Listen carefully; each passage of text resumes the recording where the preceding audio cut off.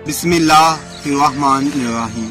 अस्सलाम वालेकुम। आज का जो मेरा मौजू है बहुत ही दिलचस्प है, लेकिन इसकी तरफ आने से पहले अगर अभी तक आपने मेरे चैनल को सब्सक्राइब नहीं किया, बेल का आइकन क्लिक नहीं किया, तो प्लीज़ जल्दी से मेरे चैनल को सब्सक्राइब कर दें, बेल का आइकन पर क्लिक कर दें, ताकि अच्छी से अच्छी और नई से नई मालूमात हम आपकी खिदमत में पेश करते रहें। एक मकतब का उस्ताद बड़ा मेहनती था। मकतब के बच्चे उस्ताद की तरफ से मुसलसल मेहनत और पढ़ाई की वजह से थक गए थे। उन्होंने कुछ दिन रुखसत हासिल करने की तदबीर की।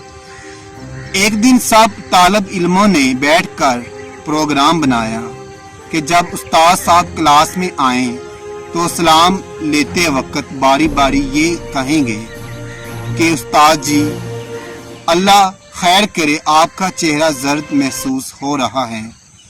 सब बच्चों ने इस पर इत्तफाक किया और कस्में खाई कि राज फाश नहीं करेंगे। दूसरे दिन मकतब में जब उस्ताद साहब तशरीफ लाए, सलाम लेते वक्त एक बच्चे ने बड़ी जिम्मेदारी से अर्ज किया, उस्ताद जी, अल्लाह खैर करे, आज आपका चेहरा क्यों जर्द महसूस हो रहा है? उस्ताद ने कहा, मैं तो अच्छा भला हूँ, तू यूं ही बक बक कर रहा है, जा अपनी जगह पर जाकर बैठ जा। इसी तरह दूसरे तालब इल्मों ने सलाम अर्ज किया, उस्ताद जी, नसीब दुश्मना, आप कुछ बीमार महसूस हो रहे हैं। उस्ताद साहब के दिल में कुछ वहम सा पैदा हो गया।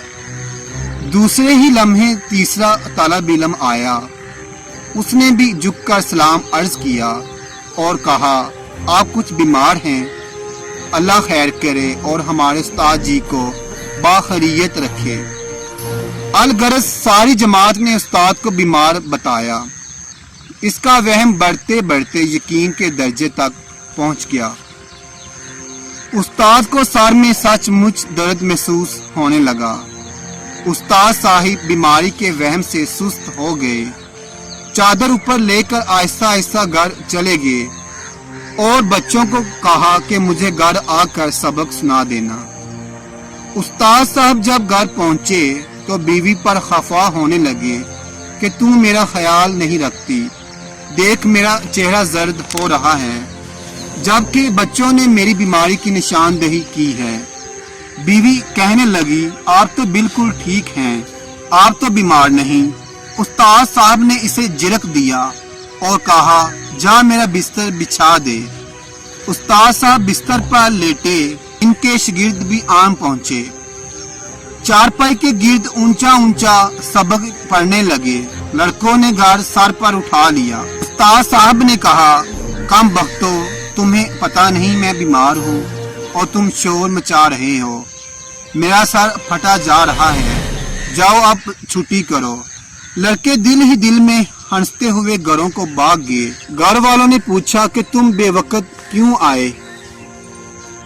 इन्होंने कहा, हमारे उस्ताद जी बीमार हैं। दूसरे दिन बच्चों के वालिदैन उस्ताद साहब की बीमार परस्ती के लिए इनके घर आए तो कहने लगे, सुबह तो आप अच्छे भले थे। उस्ताद साहिब बोले, मेरी बीवी ने मुझे ना बताया कि मैं बीमार हूँ, खुदा लड़कों का भला करे, मुझे वक्त पर बता दिया। बस अब आप दुआ करें कि अल्लाह ताला मुझे शिफा अता फरमाए। वालिदैन लाहौला पढ़ते पढ़ते अपने अपने घरों को चले गए और कहने लगे कि ऐसी बीमारी का इलाज किसी के पास नहीं। सच है कि वहम का कोई इलाज नहीं। तो दोस्तों, हमें इस सारे वाक़ये से क्या सबक मिलता है कि इंसान हजार अक्लमंद और साहिब इल्म हो, जब वो किसी वहम का शिकार हो जाता है तो फिर कोई इसका इलाज नहीं कर सकता और वहम बढ़ते बढ़ते आखिरकार हकीकत के दर्जे को पहुंच जाता है। तो उम्मीद करता हूं कि आपको मेरी ये बात समझ में आई होगी। इसी के साथ आपसे इजाज़त चाहता हूं। दोबारा मिलूंगा एक नई वीडियो के साथ। तब तक अपना ख्याल रखिएगा और मुझे दुआओं में याद रखिएगा। अल्लाह हाफिज़।